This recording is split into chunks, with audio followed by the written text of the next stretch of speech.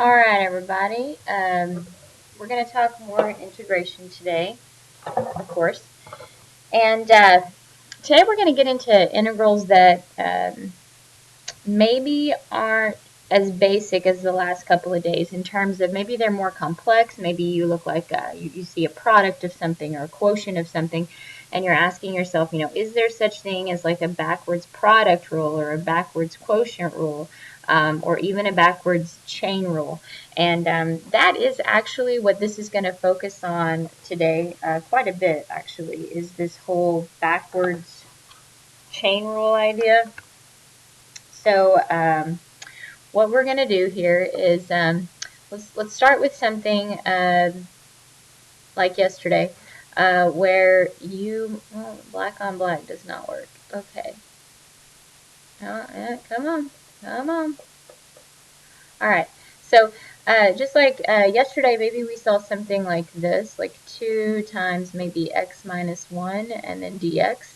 And that is something that you could easily just pull out the constant multiple, integrate both parts, and call it a day. The question is, what if maybe it, if that had a squared, still the same situation. What if I stuck an x here? Honestly, still the same situation where you could just distribute this if you wanted, and then integrate each part. So I know you know how to do it that way. I'm going to show you a technique called U-Substitution that's going to help when you can't just distribute. So the first example, we'll do it with this one, then I'll show you one where your normal distribution property won't work and you'll be forced into this situation. So you're going to use this anytime you see a function sitting next to its derivative. Okay, let me say that again. There's a function in the problem, and right next to it is its derivative. Now, they do need to be multiplied, okay? That relationship needs to be multiplication. If it was addition, you would just separate it and do each piece, but division or multiplication is what you're looking for here. So, how do we do this? Well, let me show you the formula for U-substitution, which you're going to see this looks an awful lot like the chain rule, and that's exactly what this is. Backwards chain rule. So in the book, the formula that they show looks a little something like this. Oops. The integral of f of g of x times g prime of x dx. So this is like if this is what you are given, then we are going to break this into the integral of f with respect to g plus c. So this to a lot of people doesn't make much sense, but maybe it does if you look up here. All that this is this has been the g primes in the front instead of the back, but we have this function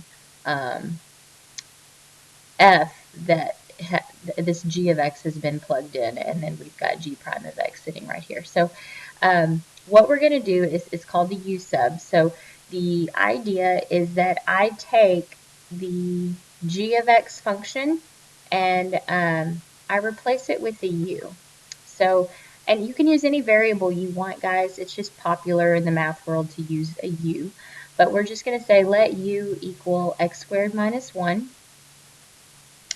And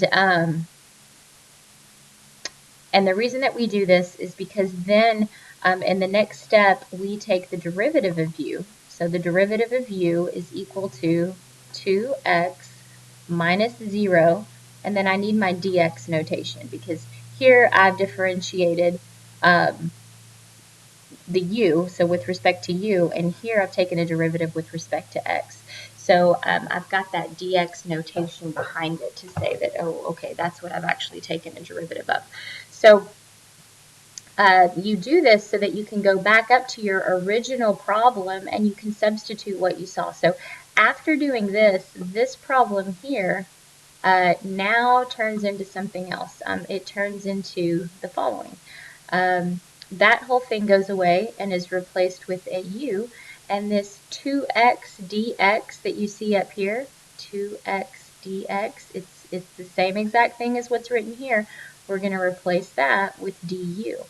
And now this is a whole new problem. What was once ugly turns into the integral of u with respect to u, which, believe it or not, is kind of what this is saying here. I know it doesn't look like it, but it is, just more formally. And now we integrate u. So if that was just a variable and we're with respect to u, that would turn into u squared over 2 plus c. And so this is what we've done, but we always want to look back and say, well, crap, what is u? Well, it's x squared minus 1, so we plug that back in. So a u substitution, there's 2 substitutions involved, okay? You substitute twice. Initially, you substitute u for the ugly equation. Then in the end, you plug the ugly equation back in. X squared minus 1 squared over 2 plus c. So this right here is our final answer. This is the integral using a u substitution. Now, if you want to check it to make sure that this worked, we could always come up here and distribute, then integrate. We're going to get the same thing. Okay, so let's do another example so this makes some sort of sense. Okay. All right, next example. Oh my gosh, how did that slide get in there? That is so unprofessional of me. All right. Next. That's a bright page. All right. Let's try another u substitution. All right. So what I was saying is sometimes you have to use this method, and this is one. I'm going to do the same problem almost, except now I'm going to trap that x squared, whatever it was, minus 1 plus 1, I don't even care, whatever it was, I'm trapping it under a radical, okay? Do you see how you can't just distribute, and then take the integral of each piece, because, well, that's illegal algebra right there. So that's trapped. We have to use a u substitution. So you look and you ask yourself, where's the ugliest function? Well, here's the ugliest function. Is its derivative inside of this problem? Well, yes, it is. It's right up front. So this is a beautiful problem to do a u substitution on. Same thing. Let u equal the ugly function, and then ask yourself, what is the derivative of u? Well, the du would be 2x plus or minus 0, which I'm not going to write. And then I just differentiated with respect to x, so dx. So if this is the problem in question, now we're just going to plug everything back in here. So this new problem is really the square root of u, and then the 2x dx is right here, so it gets replaced by a du. And that's exactly what we want to happen. So now this is a basic problem. We can write it as u to the 1/2.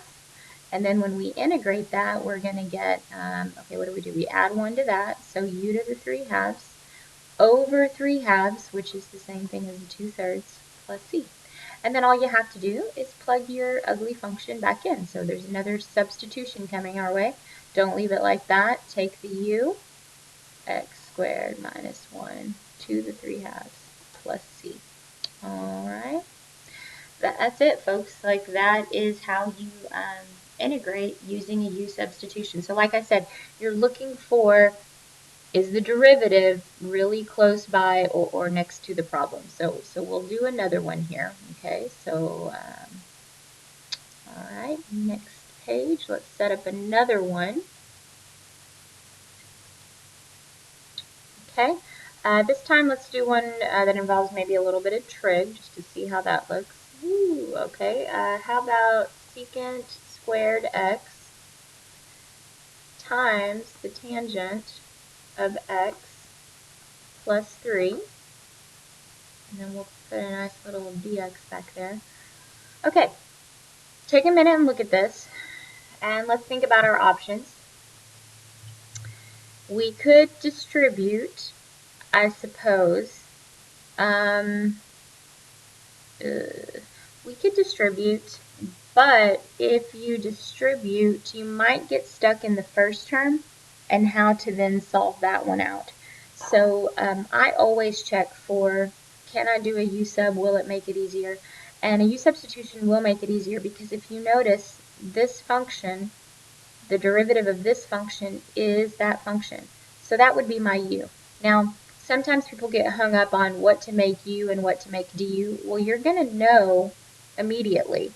And it's okay to do the wrong thing. If you first decided that, well, this one, Miss Mink, looks uglier than this one, and you wanted to choose that as your u, because it's uglier, well, the minute you go to take the derivative of that, it's not going to be equal to anything like that. In fact, you're going to have to do a chain rule, and so that would be my, okay, that's the wrong choice. So now I'm going to come and choose this one instead, even though you may think it's not the uglier function.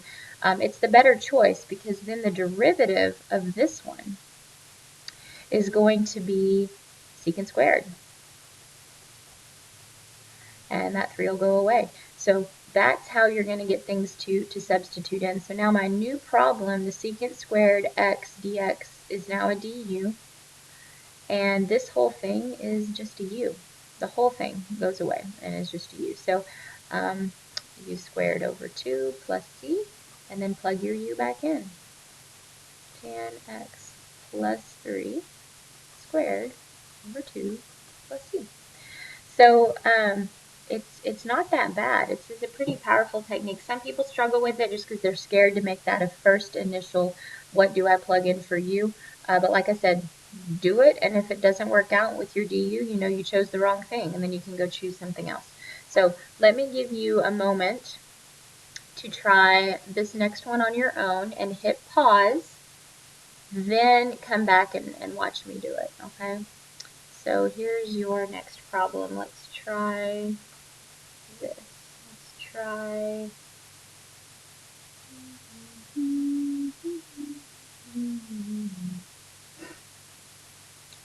3x squared times the square root of x cubed plus 1 dx. Okay, give it a try. Hit pause.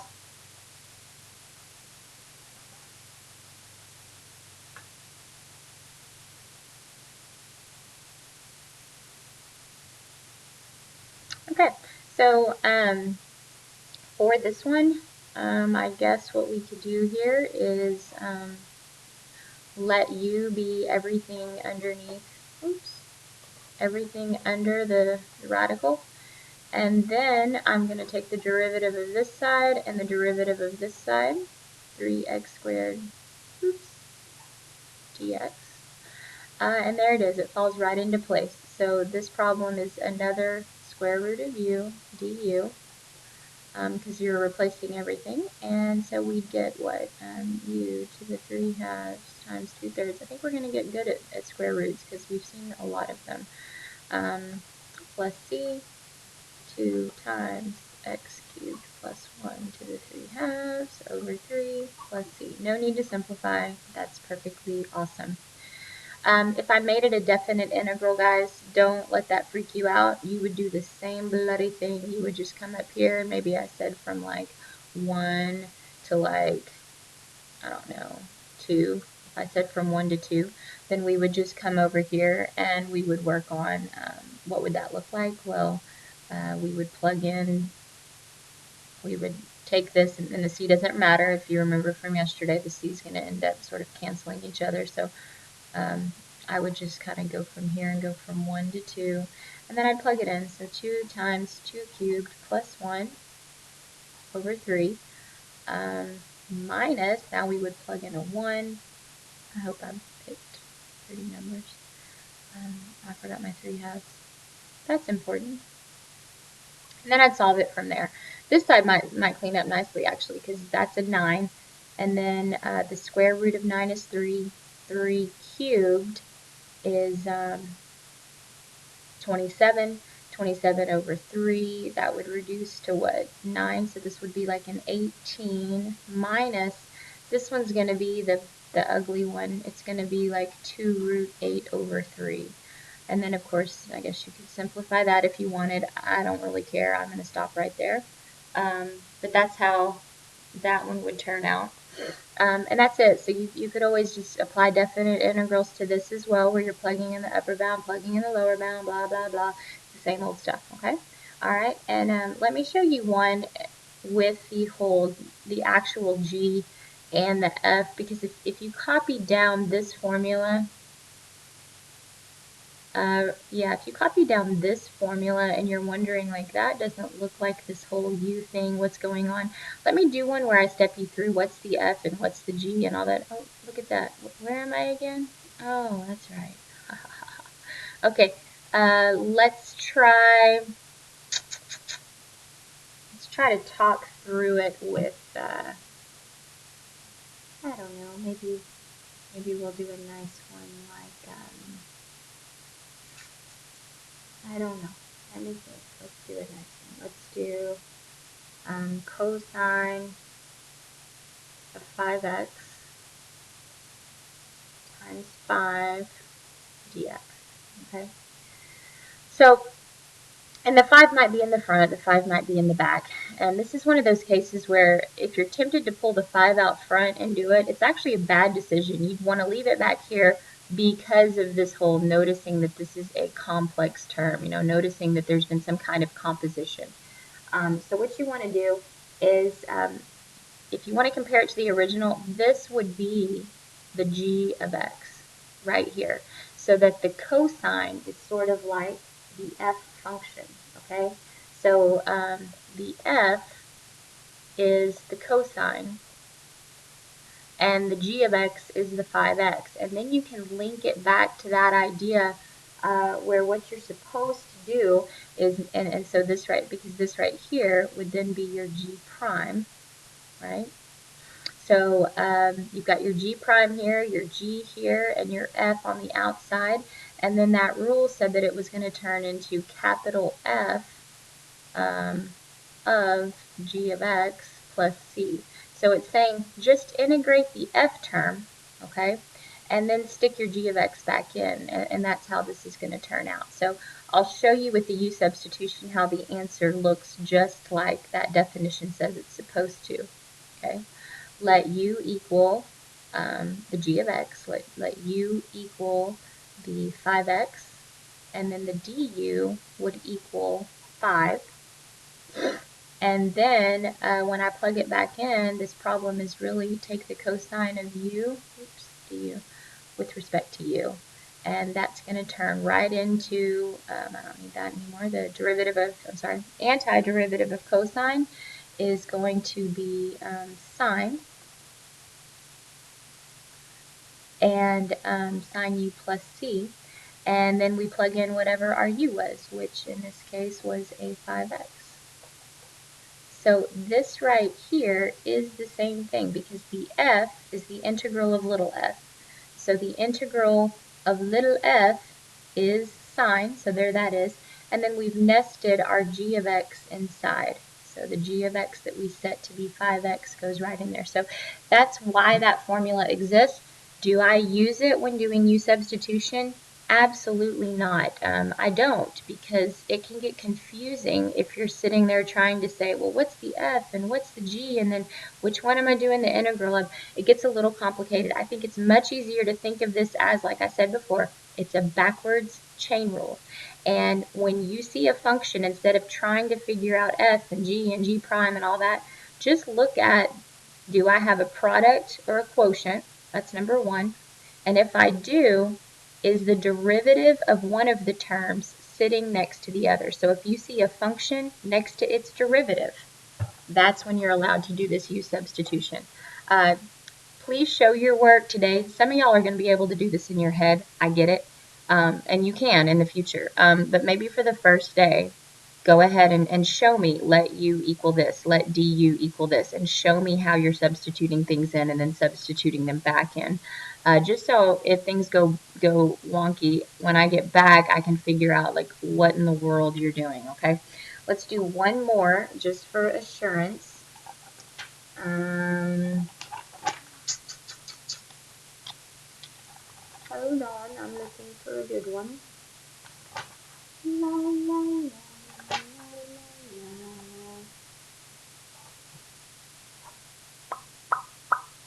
Okay, how about this? How about 5x squared plus 1 squared times 10x dx. Okay, so for our last one here, if you already feel good, go on without me. Please give it a try. When you make that choice on what needs to be the u, it needs to be the more complex function usually. So in this case, the 10x looks a little easier to me. I'm looking here and noticing that the derivative of this is that. So that lets me know that my u needs to be this term. Now, when I let u equal this, I'm not going to copy that squared. U is not the whole thing squared, because then a chain rule would be involved. Oh my gosh. And it would definitely not be equal to 10x. So when I choose my u, I'm going to say let u just equal this. And I'm going to hope that, that's going to work out for me. Then my du would just be 10x dx. So far so good. That means all that crap's going to get replaced by a du.